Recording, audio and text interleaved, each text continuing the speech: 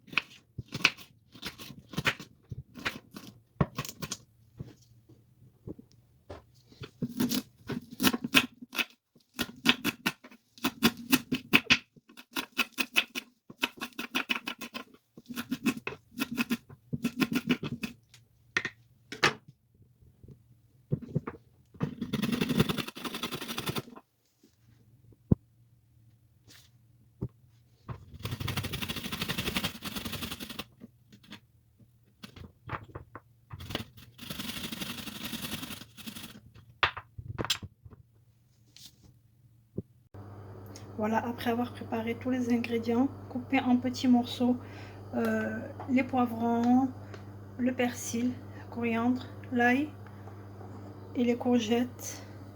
On va dans une poêle mettre un petit peu d'huile.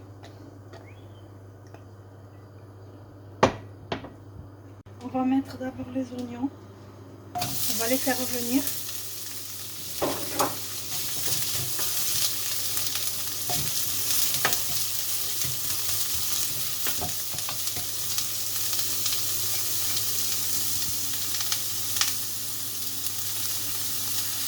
Voilà, les oignons ont commencé un petit peu à cuire. On va rajouter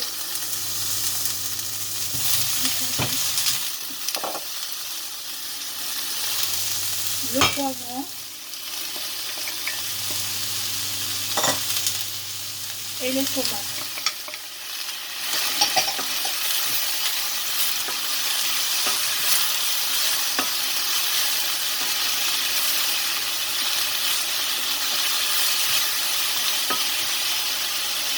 Je rajoute l'ail.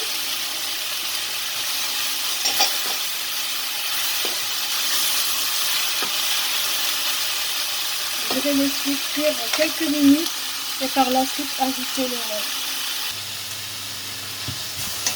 Je remets de temps en temps, pas que ça colle au fond de la poêle, que ça brûle.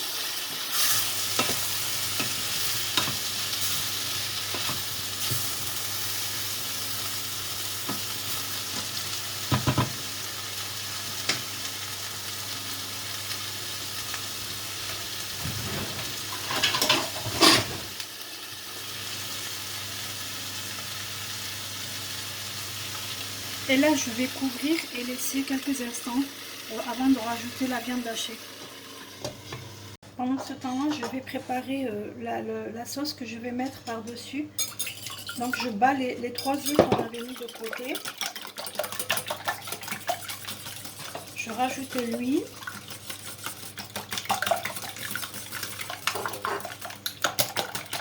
Et ensuite le lait.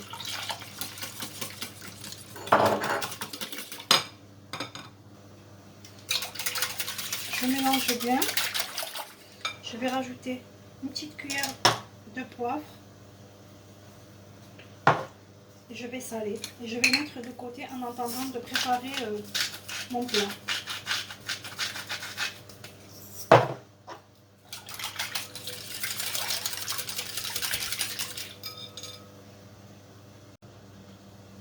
Voilà, du coup là, je vais rajouter la viande hachée. C'est l'équivalent de 450 à 500 grammes. Ça dépend en fait du plat que vous voulez faire.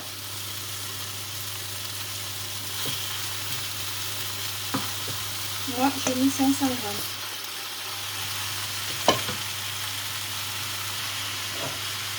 Je rajoute ensuite le persil.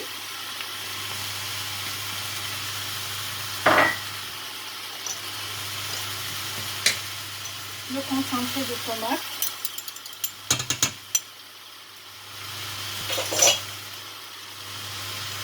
Le poivre. Et enfin, je vais saler. On sale et puis vous goûtez après pour savoir si c'est assez salé pour vous ou pas. Et là, on va couvrir pendant à peu près 10 minutes et laisser cuire à feu doux.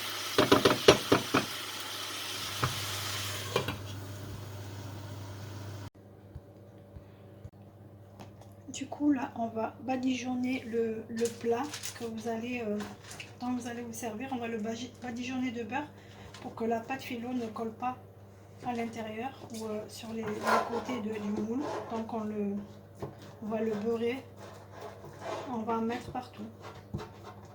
Pour commencer ensuite la préparation du plat. Du coup voilà, après avoir préparé mes feuilles de filo,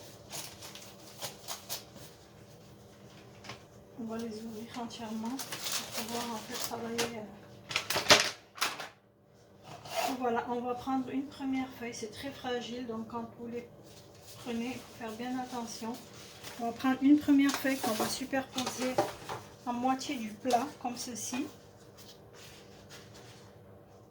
Et on va rajouter une deuxième.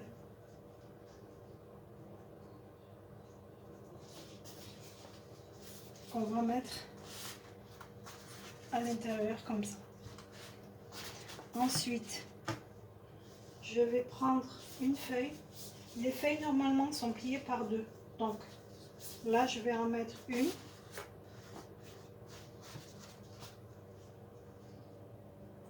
Et là, je vais prendre le mélange qu'on a préparé tout à l'heure à base d'œufs, d'huile et de lait.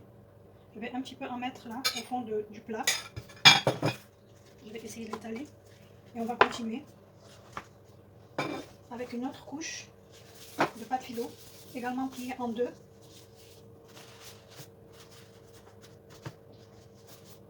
Je renouvelle avec un mélange. Ceci c'est pour qu'il y ait une bonne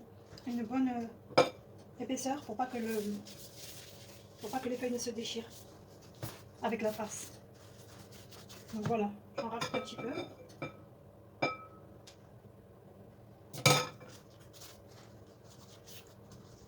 Et je continue. La dernière. Et là, je vais commencer à mettre ma farce.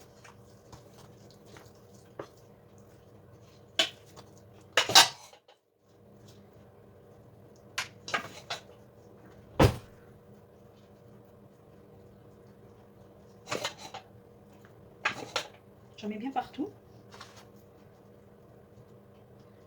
C'est une bonne façon de faire manger des légumes aux enfants puisqu'il y a des courgettes, des poivrons, des tomates. Mais quand c'est dans des plats comme ça se voit moins que quand c'est des plats où c'est tout... où les enfants doivent manger des légumes. Mais enfin, pour moi, je ne vois pas. Ils n'aiment pas trop ça. Donc là, je rajoute une autre feuille, pliée en deux également.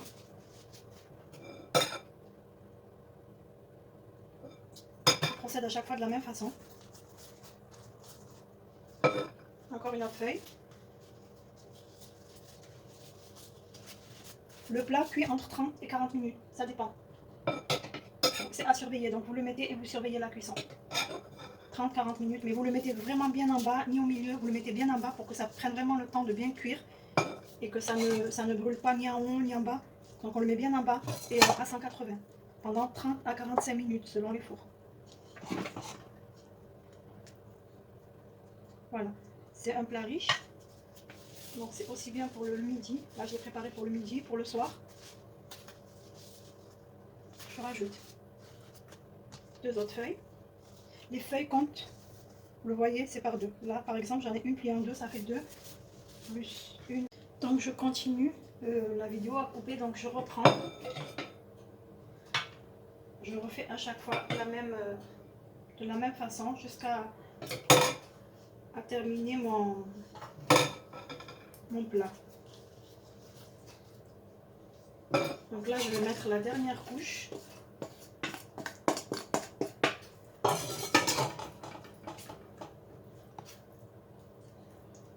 Si vous voulez, pour ceux qui aiment, vous pouvez rajouter également du fromage.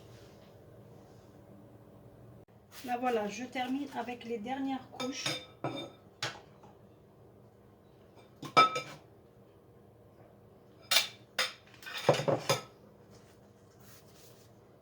Je vais mettre ce qui me reste de feuilles, vu qu'après je ne m'en servirai pas et que ça sèche très vite. Donc là je vais superposer.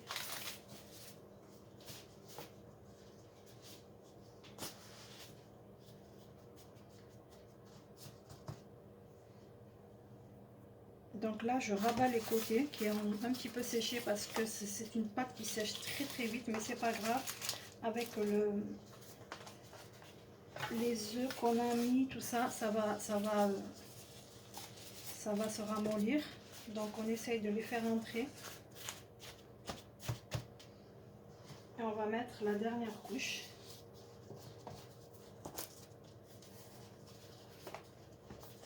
J'ai déjà allumé mon four, comme je vous ai dit, à 180. Et là, on va nettoyer juste un petit peu les côtés pour éviter que ça brûle au four. Voilà, je vais rajouter une dernière fois.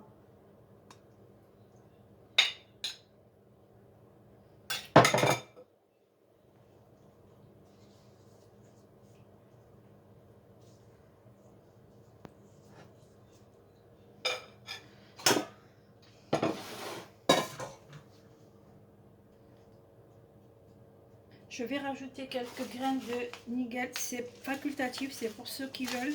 Vous pouvez mettre les graines que vous voulez. Moi, je vais en mettre quelques-unes ici sur le haut du plat.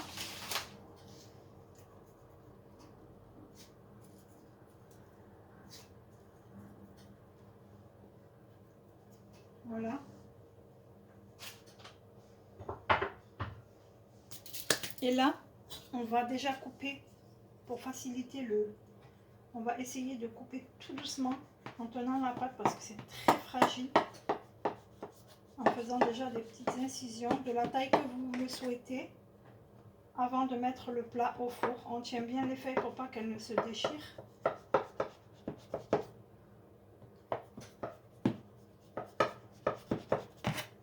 Voilà, et là je vais couper dans toute la longueur.